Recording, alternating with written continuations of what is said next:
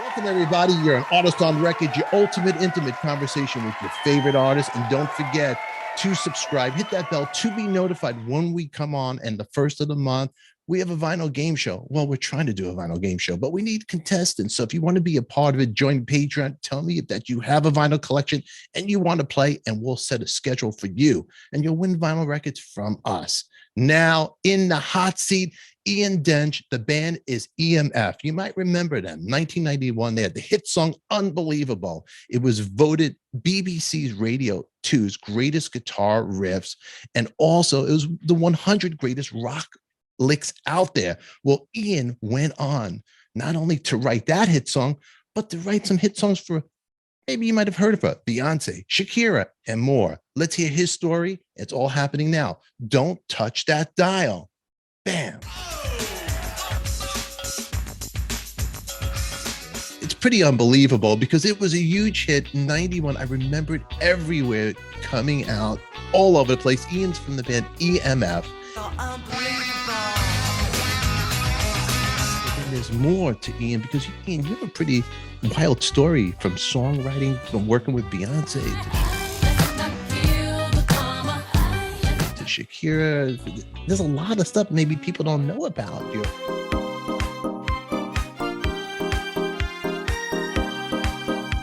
Just writing songs with good people, and I don't know, and stuff sort of happened. I spent my whole life trying to do what I really like to do without any expectation that I'd make a living doing it. And I'm very fortunate enough to have occasionally hit the jackpot, and the rest of the time I'm just writing songs, just trying, having fun.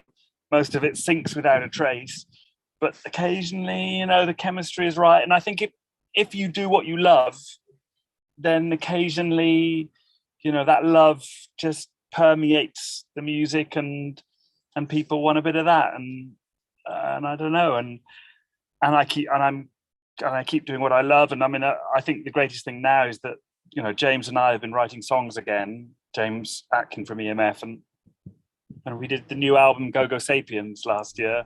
Being a part of it, it's just a half of it. And that's just been so much fun. And I think it's great being a little older and having nothing to prove, and there's not really any expectation that we're going to have another American number one. So we're just doing it for us and for the fans. And we went on tour again for the first time in like 25 years in April, and it was so brilliant, and there was so much love out there, on and off stage, and we just had a brilliant time. And we're going out again in January, and hopefully we'll make it to the States, maybe 2023, who knows. But we would love to come back because we had a brilliant time. That 1991-92 in the States was a great time. A good year for music too back then as well. Back then was a different time. Let's go back a little bit, Ian, with you, because I know there's like some punk, you got there's a little punk edge. And I was influenced by that punk era. I think there was something about the sort of do-it-yourself rawness that touched me. Before that, my mum had bought me a ABBA record or something, and I used to like the songs. And then all of a sudden I heard the Sex Pistols, and it's like, what is this? It's just like real guitar with my paper round money, and started a punk band, and just because you could just go there the first day, you could go there, hit a couple of chords, and that's it. You had a song and you're off. And it was just so much fun. And I think that just has always inspired what I've done. I just love the fact, you just go and you do it, and I've subsequently learned. I mean, my dad was a guitarist. He was a classical guitarist, and he scoffed at my electric guitar, but when I was about 18, I said, okay, Dad, I'm ready. You can teach me the classical guitar now. And so I had this sort of, he gave me some of that, and that was very Spanish. And I think that's funny. That's been Spain's been a part of my life because of that Spanish music. And strangely, I think, the punk went into sort of a bit of blues. I got into the Doors. Break on through to the other side. Break on through to the other side. and some of those things. And then my dad taught me classical guitar. And I think if you look at the riff for Unbelievable, it's this really interesting mix between the da da da da da da, da. That's the blues bit.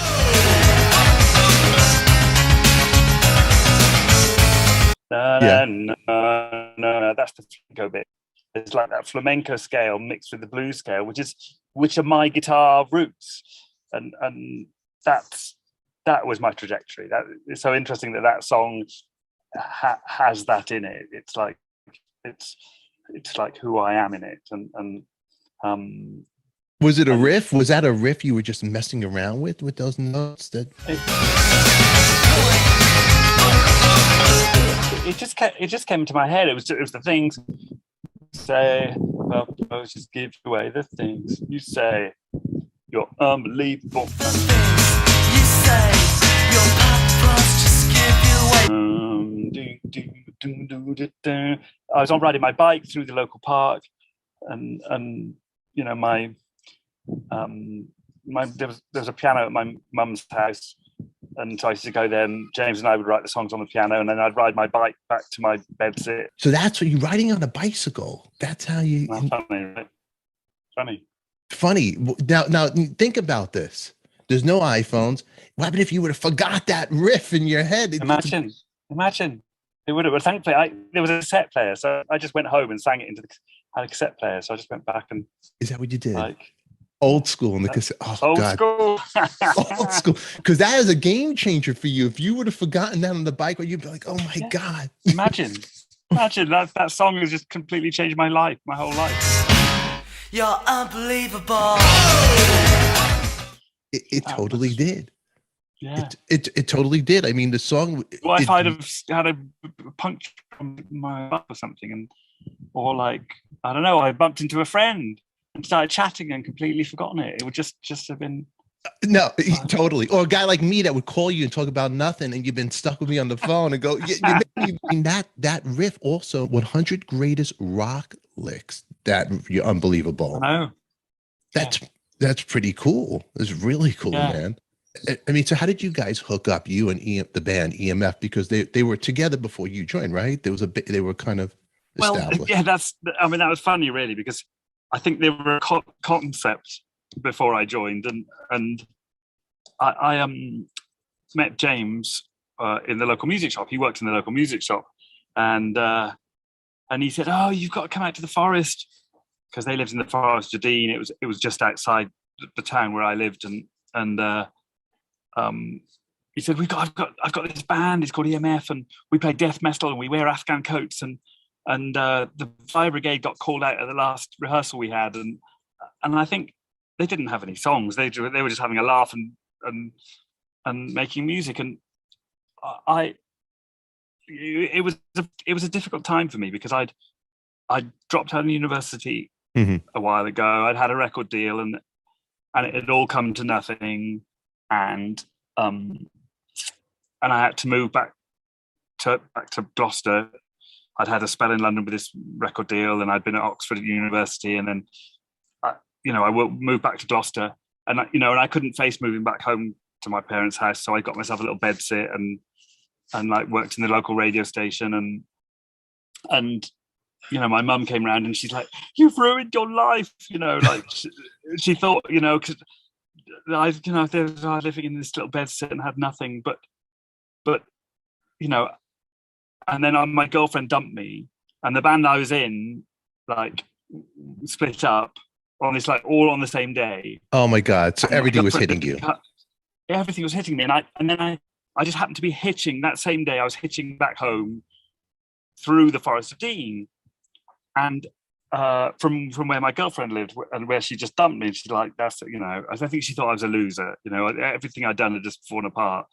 And I thought, "Oh, yeah, that's James lives in the Forest of Dean, the guy from the music shop. I'm just going to call him up." I stopped at there were no mobile phones. I stopped at a phone booth and just called him and said, "You said about coming to the Forest of Dean. And well, I just happened to be in the Forest of Dean. I've been dropped there from my hitching the lift."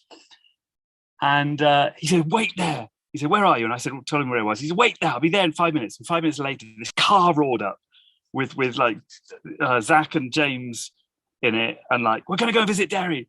And off we went and visited Derry because he had a little clothes shop there. And we had such a brilliant, we just went out and we just went out. I stayed in the forest for 3 days. We went swimming in the lakes in the forest. We stayed up late getting drunk all night and just, like the stuff young guys do. And yeah. And it was such great fun. And James said, well, we haven't actually got any songs, should we just try writing some songs? And I was like, yeah, let's do it. And so James and I went to my mum's house where the piano was, and I had a monosynth and my guitars, and we just started writing songs. And literally the first 10 songs we wrote were Schubert Dip. And wow. They were the first EMF album. We put the band together, got a record deal like that. 6 months later, we were like, we had the record deal, had the record recorded. A year later, Unbelievable came out. A year and a half later, we had a #1 record in the United States. It was just this like a textbook overnight success. And after having struggled away in bands for years before that, wow, it was just like just this amazing moment. A good friend of mine, you guys, he's in your song, and I work with the guy. Well, Andrew Dice Clay. Andrew Dice Clay. How did that happen? Now the voice in that. That's a funny thing, because you mentioned Rick Rubin, and when we were working on this song, the thing was we were using the samples. That came from hip hop. It was using samples. Yeah. And we put working on the samples for Unbelievable, and we had the Andrew's record on, which is a Def Jam record. And we took that sample. We're like, well, it's cleared now. And we kept faxing the Def Jam offices, and they never got back to us. I guess they didn't know who the hell we were. And as we were talking to record companies, we went to Los Angeles to talk to EMI out in Los Angeles. And when we were there, we went to the Rainbow Rooms, and who was sitting there in the Rainbow Rooms but Rick Rubin? And I said, I'm going to go and talk to him. I number one, I'm a great fan, and I just need to. Perhaps I could ask about the sample. So I just went and said, hi, my name's Ian. We've got a band called EMF, and we've just sampled Andrew Dice Clay, and we can't get hold of anybody to try and get the sample and stuff. I'm a big fan, and and we had a chat. And he's like, look, back to my office in the morning and clear it. He did, and so he cleared the Andrew Dice Clay sample, and so thankfully, that got sorted. Thank you, Rubin and Andrew, and so that's Andrew's been there forevermore. You're unbelievable. And all of a sudden, we were touring the world on TV all the time, and it was craziness. And yeah, and I guess we believe would have been a big hit, and subsequently nothing we did matched that, and so we always had this sense that we were sort of slowly going downhill. I don't know, and I guess we did love what we were doing, and our second album is still the fans' favorite. And then our third album got all a bit crazy. I think we were all losing it a little bit by then. Yeah, and by that time, I think we'd all got just a bit, I don't know quite what the word is, disorientated. Mm-hmm. And we weren't sure musically what we were, as our third album could test. If you listen to it, there's all sorts of things on there. It's, we were sort of just doing a bit of this and a bit of that, and there was no focus. And although I still love that album, it says something about a time. It's like, it is a bit all over the shop, and I think we were all ready to try new things, and so we just sort of decided to go our separate ways and go off and do other stuff. And James went off and did some solo stuff. Derry started his own band as well. Zach was in another band, and I went on, started working with some singers, and just got involved in new things. Yeah. I started working with a girl called Amanda Ghost, who is still a very close friend, and we worked on her solo records. And then she wrote You're Beautiful with James Blunt. You're beautiful. You're beautiful. And just because she happened to be in Los Angeles at the time.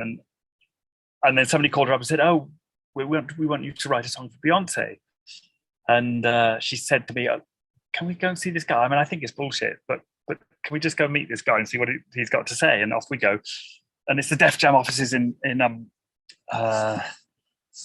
New York, and up we go. And this guy Tata Smith greets us and says, "Hey, I want you to write a song for Beyonce."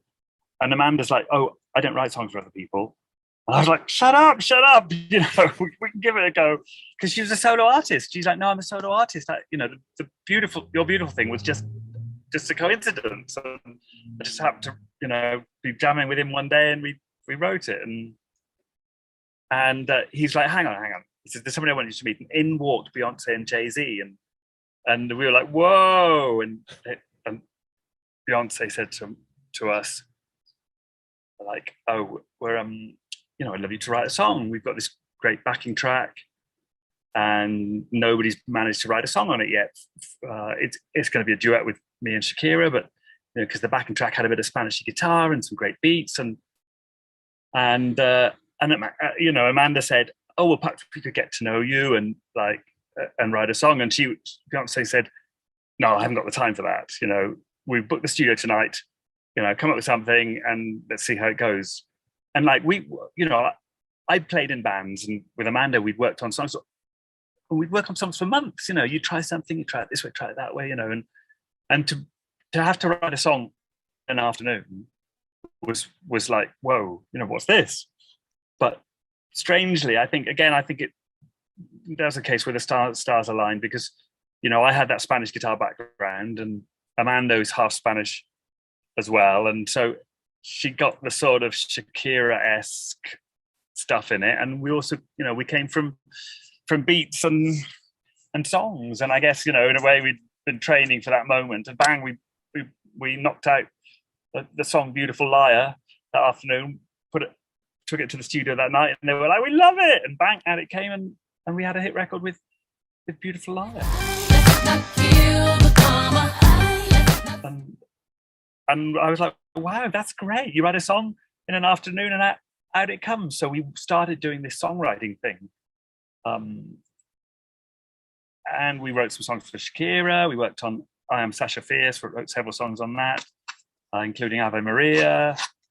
And just, we're sort of we're pop writers for hire for a while. And it was a very exciting moment. And it was interesting because I think it really troubled Amanda that the for hire thing, you had to come up with a hit all the time. And I think, again, I think you've got to love what you do, and it's the love that sort of makes things good. And if you feel like you're just churning them out, it's not good. And Amanda was a wonderful businesswoman, still is, and she was offered the presidency of Epic Records, and she said to me, "Come and do A&R with me at Epic." And I'm like, "I've never done A&R before in my life. What are you talking about?" And she's like, "What are you talking about?" She said, "You've A&R'd me and been there full time. You always understood how to make a song connect to people. How the sounds work, for radio, how they work to connect to people at the time, and I think you should come and work with me." And I was like, "Well, okay." And so off we went, and we went to work at Epic Records, and in 2000 for a couple of years. Wow. So there was this strange journey. Wow. After EMF, and it was wonderful. The question that everybody probably asks you, and you Google, and I get different answers when I Google, is what EMF? What is the real, the name behind it? What's it stand for? Because I'm getting different. Yeah. Hey, listen, that's the thing about having three letters. It's up to you. Make it up. But the first name of the band was the Epsom Mad Funkers. That's what EMF stood for originally. And then we wrote a song where we had a slightly fruitier interpretation of it, and and people have come up with all different versions, and that's cool. So but we are the Epsom Mad Funkers. That's it. Okay. See you. So Wikipedia, if you're looking at updated, and we got it from Ian right here, the truth. Yeah. And then so out of all, and can I tell you one more thing, Stefan? Yeah, of course. I've been dying to say this on something, because Wikipedia is a funny thing, because Wikipedia writes some things on there that I try to correct, and they're like, "Oh, you can't correct it. It has to be from an interview." And so some people think that there's a swear word in Unbelievable, and there isn't. And it goes, that gap was that in the sample in Unbelievable, and there is no swear word. There's no swear. And okay, when we were young and we were writing the lyrics on the album, we decided to put a swear word, on the album, because we wanted to be edgy and that. But when we were actually doing the record, we're thinking, well, we want it to be played on the radio, and if there's a swear word in it, it won't get played on the radio. So we're not going to put a swear word in the song. And so, having now said this in an interview, I'm hoping that I can go to Wikipedia and quote myself talking to Stefan ADIKA, saying that there ain't no swear word in Unbelievable. Thank you very much. There you go. Okay, Wikipedia, do your magic. And you know what I'm going to do? I will TikTok this clip out there for everybody to make sure we get the word out there. I'm going to help you. Thank you so much. Because you're helping me, I'm helping you back. We just give it back to each other over here. But man, Ian, today was a great. You know what? I got to ask you, because we just lost from Happy Mondays, the bass player passed away, another great talent. And I saw that. Are you like a band out there that came out in that era? Is there a favorite band that you had, or you'd like to see get back together from that time? Whoa. Well, I'm at the Stone Roses. Amazing. Right? I'm an Ian Brown, and I was lucky enough to write some songs with him at one point. And he's a great talent, and just like totally love him. And I love the Happy Mondays. We're going to do a little homage to them. We got a show at the Best Camp Festival in on the August 20th. So if you're in the UK, check that out. And we're doing a little homage to the Happy Mondays then. And we're playing with them at the Shine Festival in Minehead in November as well. So wow, so that would be a wonderful thing. So wow, very cool. Great. It's great. I mean, all those bands for that era, and they're our peers. They're like, we love Jesus Jones, we love Wonderstar, we love so many of those bands. They're our mates, and great bands. You're making me actually remember that whole era of music. There was such great music in the Stone Roses. God, they influenced so many bands like Oasis. Liam Gallagher, big fan of the Stone Roses. And exactly. Yeah. And I remember another great band, Oasis, but the brothers can't get along. They can't get it together. The two, But Ian's music, right. but his music is Liam Gallagher's music is really his solo records are really good that he's putting out. Yeah, and he's doing really well. I mean, so happy for him. It's but I still feel like, I wish they'd do something together. I still feel like I know. There's a special chemistry there. It's sad though. It's sad, isn't it? Yeah, but bands, right? I mean, this, right? It's like marriages. Sometimes it's one of those things. Yeah, it's one. I guess you get it with EMF when you had your breakup. Then you probably go, oh, now I know why the Beatles broke up for that time being, why people do their separations. Because when you're a fan, you don't realize, why can't they just get along and play rock and roll? Yeah, exactly. But you think it's such a simple thing, but I don't know. I mean, creativity goes to your heart, doesn't it? It's like, it's who you are. So that's why it's more than, it's not just like, can't just turn up and do the day job. It changes as we get older. Yeah. It does change. It does change, unfortunately. Is there one? I know you said Robbie Krieger. Is there another like bucket list person you got to jam with, or you got to meet that besides Robbie? Like, you're like, oh wow, I can't believe I'm in the room with this character. I did get to shake David Bowie's hand once. And that was like the firmest handshake I've ever felt. You know, there was a man who had purpose and ambition, and so that was like a special moment, I guess. And wow.